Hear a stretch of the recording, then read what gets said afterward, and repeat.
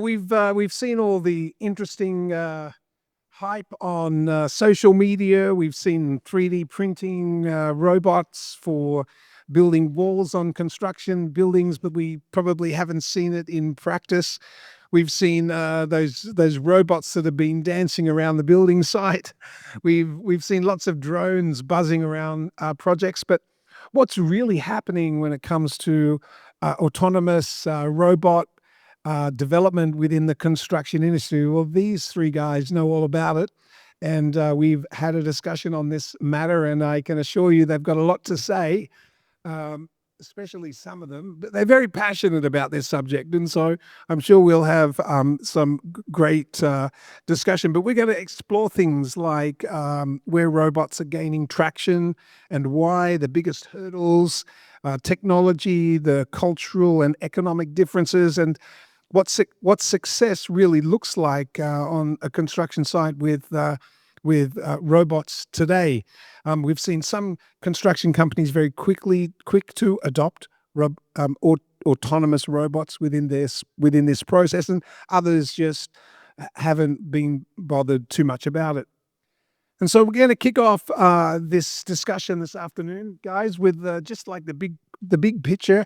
Why don't we just talk about what are we currently seeing in reality for robotics in the construction? Are we still in this experimental phase, or is this a wide-scale development, and is it happening? So, Alain, why don't you start our discussion today and tell us what you're seeing in the marketplace? Right. Yes, it's working. I think it's the definition of a robot, and I mean, we see by far the number one category of robots in construction sites is the drone. It's autonomous, it's increasingly intelligent, and that's a horizon now, right? It's every site, every municipality has flies overhead, and then there are many other categories that are coming. I think I want to be very specific. We're not talking about the kind of repetitive, dumb robots. We're talking about autonomous robots that are being developed for construction application. And there, I think the Horizon 2 and Horizon 3, we're seeing a lot of really interesting application in some geographies. For example, Japan, when they've run out of construction workers. We're looking at removing the workers in dangerous situations and trying to move the construction offsite. And part of the value created is having these kind of robots. And then the third area, which is further out, we're starting to see companies that are saying, what might a house look like if I designed it to be made by a robot? And it's quite interesting. We're seeing not just 3D printing, but fully manufactured house by a distributed robotics network like automated architecture. Okay, well, I'm going to stop you there because he'll just keep talking and you just take over the whole session. But you're based where? Where are you living in the Middle East, or are you overseas? Where are you based? So I'm the CTF in residence for Borough Happold. I'm based in London, and I travel the different geographies where we're active. So Middle East, very big geography for Borough Happold. So spend a lot of time here. But your connection to the industry is pretty much worldwide. You're seeing what's happening everywhere else. So I spend time in Japan, Singapore, Canada, a little bit less in the US. I think it's relevant for us to understand that because we have different perspectives here. Okay, so we're going to jump over to the UAE. All right, so here we have the technology guy for ALEC. Their focus is in Saudi Arabia. ALEC have got some activity here, but mostly in the UAE. And so as a contractor, what are you doing in this area of robotics? Talk to us a little bit about your company's commitment to the robotics and tell us a little bit about what you're doing yourself. Okay, nice to meet you guys, and nice to be here. So I'm the head of innovation at ALEC, one of the large contractors in the region between UAE and Saudi. And we have been, I've been with the company for 17 years, and I've been doing innovation 8 years, which is the same time Confex started. So over the years, we launched our first robotic strategy in 2017, end of it. And literally, there was nothing that time for construction. We were looking, we were saying, please get me a robot for construction. And people were like, take me, you need to go to a factory and the robot sits in a factory. And we're saying, no, but I need a robot on site. That doesn't work. Today, things have changed. There is hundreds of applications. Many people across the world are trying to do it for many, many different applications. We're talking about but before we talk about this, I wanted to just to build on what Alan said to explain the definition of robots, okay? And I'm gonna read it just because I don't wanna miss a word. So we define construction robots as programmable machines capable of performing a part or a whole construction task with varying levels of autonomy. Okay, so it doesn't need to be fully autonomous unless if you go to the level 3, which is talking about. This definition included diverse robots like data capture, material handling, powered exoskeletons, autonomous machinery, and traditional single tasks robots. As a person, I'm very passionate about the topic and I've done lots of work over the years. And we, as a company, we've implemented different type of solutions, mainly robotics, drilling, and recently we started to see things like block handling, assisting robots, but it's not fully, doesn't replace people. It's these type of equipment, more autonomous or semi-autonomous, it's meant to help and reduce the strain of people. And that's what countries like Japan, US, Hong Kong, when they don't have enough labor in the construction industry, this is where they're heading. They're saying my average age of labor is 60. How am I going to replace that? I'm not trying to replace people. I'm just trying to continue working. And the same thing here. In this region, it's not like we don't have labor, but the growth happening between UAE and Saudi is so big that everyone is saying, am I going to jump from having 30,000 people to having 200,000? That's not possible. So we need to really find a way where we can utilize technology where it makes sense. And where technology makes sense for robots is repetitive tasks where you have lots of it going on. Okay, but we'll talk later about the challenges. So, but my question was, what are some of those technologies that we're seeing today? So, I mean, bring it specific to Alec, if you don't mind. So What are some of the technologies that the robots that you're seeing? Look, until I met you, I never gave thought to the fact that a drone is a robot. I thought a drone was a drone. I never. It's weird, isn't it? You were the first to say, but a drone is a robot. I've honestly never given that a thought, right? And so you've changed my perspective. Drones for data capturing is one. Robots that clean solar panels is an immediate repetitive task that everyone wants. You don't want to be sending people there. That's another application. Drilling robots, there's plenty of applications where MEP drilling, very difficult task. It's repetitive in some cases.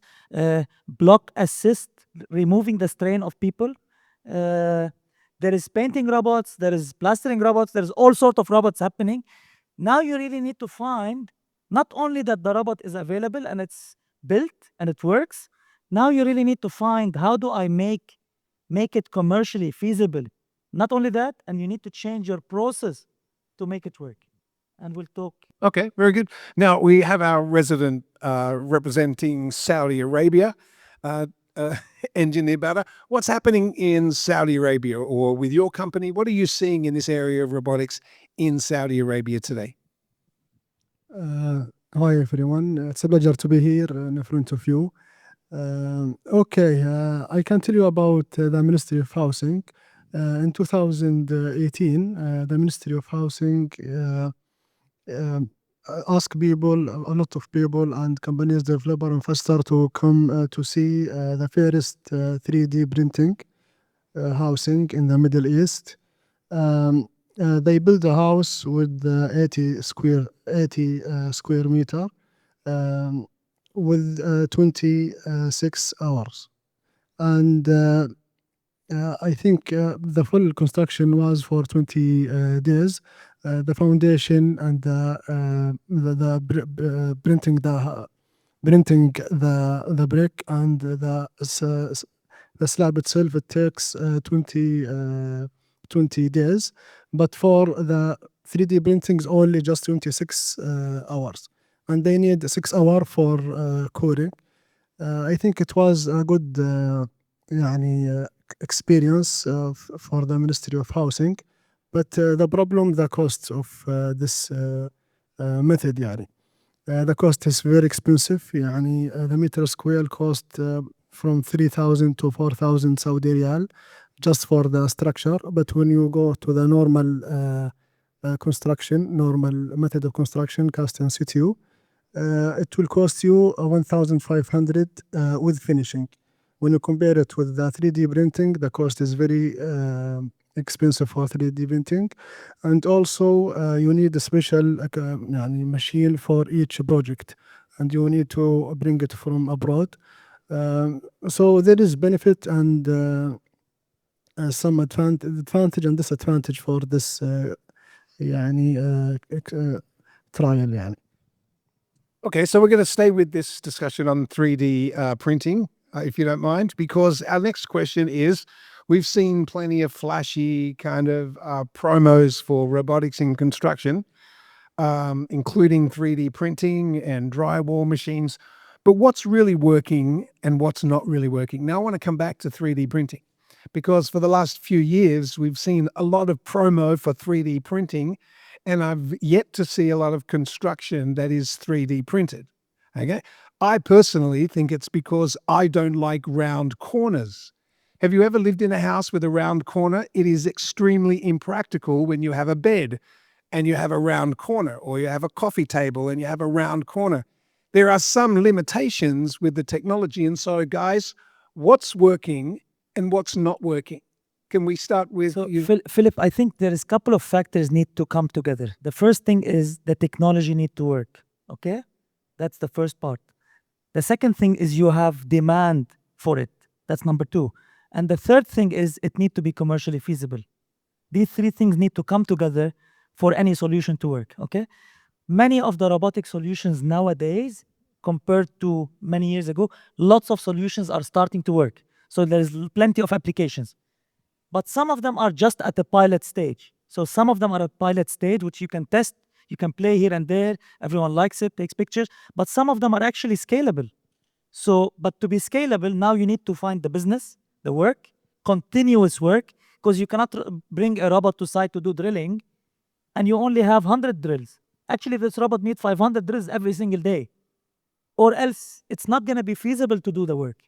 I do apologize if anyone is into 3D printing here, but that's my opinion. I just don't see how it works, and I'm not seeing a solution.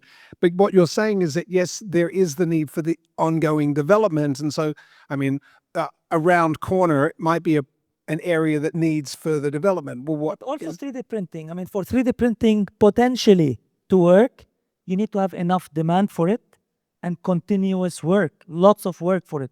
You cannot just say, bring me a 3D printing all the way from Holland and build one room and then let me compare it to traditional. It will never work. That development takes time. That change of process, change of sequence, change of code, that will take time. Okay, that's for the 3D printer. now, we're not seeing 3D printing a lot in the Middle Not East region, 3D but what about in Saudi Arabia? You mentioned it first. Is there ongoing activity in Saudi that we're not seeing?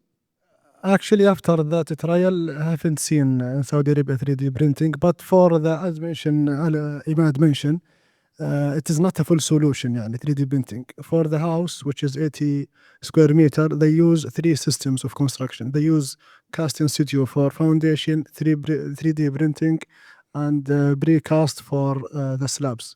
So it is not a full solution right now, but in the future we will see something يعني better يعني. Like the smartphones in 2008, nobody يعني, or a few of people on smartphone. But now I think nowadays all of us يعني using the smartphone. Yeah.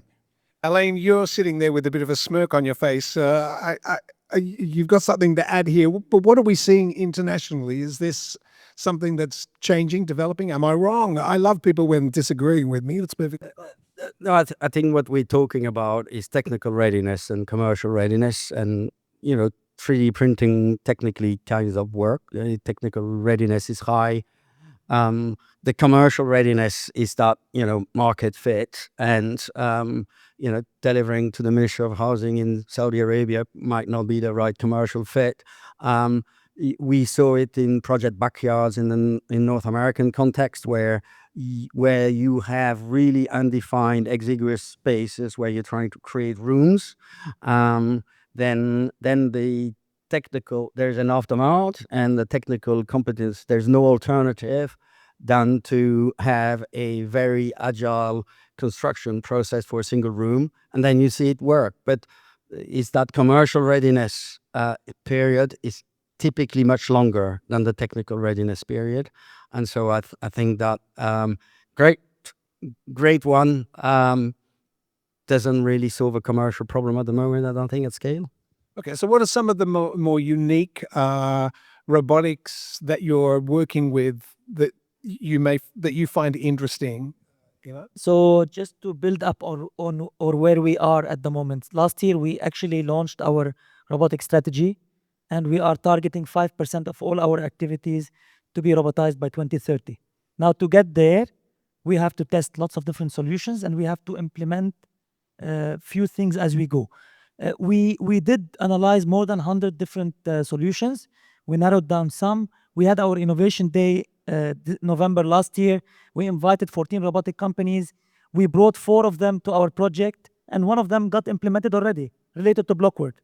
And again, that activity... Sorry, could you say that again? Blockwork. Laying blockwork. Laying blockwork. So again, it needs to be something where you have shortage of resources to do. You have a repetitive type of work, and it needs to make sense commercially. Okay, so if these couple of elements work, then good. We've tested plastering. We've tested drones. Is already implemented many years ago. We're looking at painting. We're looking at tiling. All of these applications are available. Now you really need to find the right type of project, because not every project it will work. For tiling, you need, I don't know how many 100 square meters to be available for the robot to operate. So for Alec, you've set the benchmark, the expectations, 5% of your work activity will be robotics. Yes. But at this time, you're still in the process of reviewing and analyzing those texts. No, we did the next level. You have to look at the type of activities you do, and you look at the technology readiness, and you see which ones of these you actually are mature enough to bring it to your region, within your cost, within your limits. And we have identified around 10 to 15 solutions, which we are actually implementing at this stage. Drilling is actually one of them. Ceiling drilling, floor drilling, and those type of applications. Very good. What about in Saudi Arabia? You mentioned you started this discussion on 3D printing. Is there anything else in Saudi that you're seeing in this area of robotics? I think we experienced one situation. There is something, it's very similar to the post-in dynamic spot. It's like a spider walking around inside the building. For example, if we'd like to buy an old building, let's say 10 years or 15 years old, this spider will test the life of the rebar inside the concrete. What is the remaining life? Yes, scanning by LiDAR. So they gave us a very good reward, and this company also is capable to tell you if they can demolish the column of the building. And if would like to demolish the column, they will give you a solution based on their accurate inspection for the project, for the building. So I think it's very similar to the post in the dynamic spot. Thanks, Badr. What about internationally, Elaine? What are some of the more interesting robotics technologies you're seeing today? At scale, there are hundreds of point solutions. At scale, I see 2 or 3, I think, and some of them are in the room. We've identified the rebar cage and the rebar process as one that's highly amenable. It's highly laborious. A lot of it is done at sites because the process is designed around, the semi-finished products are delivered at site and then humans with them together. With a better digital process, and we can actually move all that rebar into a robotic process. It starts with just repetitive with robots, GMT robotics, toggles, etc. We did the same process. Construction Innovation Hub 5-6 years ago identified rebars, built a new way of putting the rebars together robotically. And I remember Katera, and they acquired Kef Infra, already had a rebar factory in India. And the latest one that was announced is the one at NEOM, actually, the PIF-funded Samsung JV with the robotics delivery of rebar cages. And, the number of humans that we can move away from harsh, dangerous condition to, safe factory environment where the robot's doing the hard work. I think that's a fantastic. It's not, you're not going to have Jensen's of NVIDIA inviting the robot on stage. It's not going to do headline news in Business Times, but A very repetitive application that we do thousands of tons of this every single day. wonderful. Yes, Yeah, but, if you allow me, Philip, أنا mention NEOM project. A few months ago, the top management of NEOM, they signed an agreement with a Danish company. It's called GMT. They signed, which is a specialized company for construction, report and construction. They're expecting after a few months, or let's say 1 year, they will reduce the manpower in NEOM site construction by 90%. You can imagine this target يعني. So I think it's coming يعني in the future in the NEOM project. We talk a lot about modular construction here as a technology, the development for modular construction. Does robotics bring greater value to off-site activities like this, more so than the on-site activity? Yeah, I think, in fact, the NEOM project is implementing modern methods of construction. And in modern methods of construction, you categorize the delivery methods, 6 or 7 categories, 7. And then some of them are really, once the process is stabilized, creates volumes for those delivery methods, then the robots come in. And so the rebar cage is such a modern method and I'd like to pick up one point just before you jump in. When we say reduce by 90%, it's reduced by 90% the workers at site that would have had to be brought because they're not there. We're not reducing workforce by 90%. We are not increasing workforce in a dangerous situation. So I think it's very important that the human dimension is, the robots is not replacing humans that are there. It is creating a safer delivery mechanics at speed, at scale, without endangering new humans. Now, Iman mentioned before about a robotics that doing block laying. You're telling me that we're not reducing people, but if I'm the block layer, I'd be very concerned about losing my job, right? No, because this is what I'm talking about is a robotic block assist robot, which means the mason is still the mason. It's just you're removing the biggest challenge the mason is facing today is he's having to carry 2.2 tons of block work every single day because the piece of block is 30 kilos, 30 to 40 kilos. Now you're removing the pressure off him from carrying that block and leaving him to do the job to lay that block. That's what you're doing. And once you think about it from this aspect, you're adding lots of value. Or you could simply make the block half the size. Or double the size because you can now. The block was built for the size of the person that was building it. But if I can double it or triple it or 4 times size because I don't need it anymore. Or replace the block completely with some people. In that case, you have dramatically reduced cost. Yeah, of course. In the block manufacture as well as the installation of the block. But to build on what Alan is saying, if you are able to modularize, then everything is sorted because now robotics can be repetitive. Lots of things become a lot easier. The challenge is when you're trying to bring a robot to site, now you're trying to make it autonomous. You're thinking about the safety around it. You're trying to think of changing the processes around it. In a factory, things are a lot easier. We've run out of time. Okay.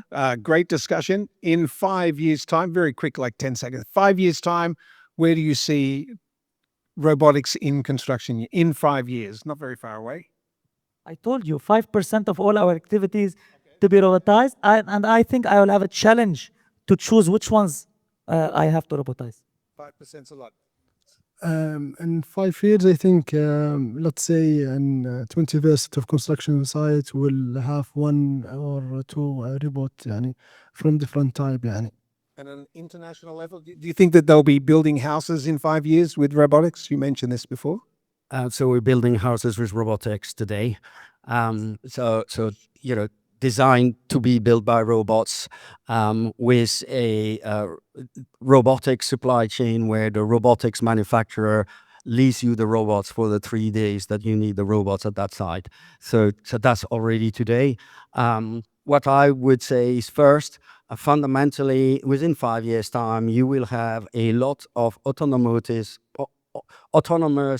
humanoid-like robots swarming your site, and navigating the site, and probably during the night, just measuring the process, doing the QA, doing all sorts of tasks, moving the material out of the way, cleaning the site. All that's going to happen autonomously because essentially those robots are available now. We just need to make them autonomous for construction. And their price is going to divide by 100 in the next 5 years. And then separately, your MMC point, as soon as we stabilize a process of manufacturing, please jump in, because as soon as your process is defined and controlled, then the robots will come in. Wonderful. Ladies and gentlemen, please thank our guests today. Interesting discussion. I'm sure we can continue this next year, but we look forward to reviewing this again. Thank you very much.